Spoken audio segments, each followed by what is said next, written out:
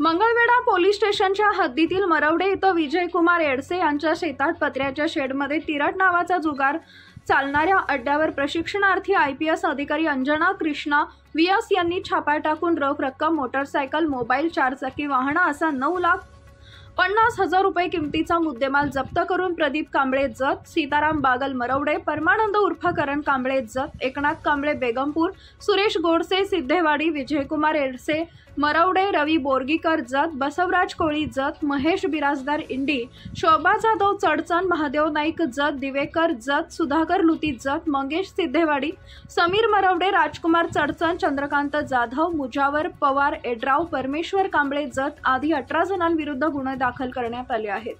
दरम्यान वरिष्ठ पोलीस अधिकाऱ्यांनी केलेल्या कारवाईमुळे मंगळवेढा पोलीस दलात खळबळ उडाली आहे। पोलीस सूत्रांनी दिलेली माहिती अशी की 18 रोजी दुपारी 3 वाजता पंढरपूर ग्रामीण पोलीस दलात प्रशिक्षणार्थी IPS अधिकारी अंजना कृष्णा व्हीएस या हजर असताना गोपनीय माहिती मिळवली की मरवडे इथं एका शेतामध्ये 2 जुगार अड्डे सुरू आहेत। ही माहिती मिळताच संबंधित अधिकाऱ्यांनी पोलीस उपनिरीक्षक अनिल पाटील, पोलीस उपनिरीक्षक वीरसेन पाटील, पोलीस अंमलदार मिसाळ व स्वतः पोलीस अधिकारी अंजना कृष्णा व्हीएस या मरवडे इथं खासगी वाहनानं हजर झाल्या।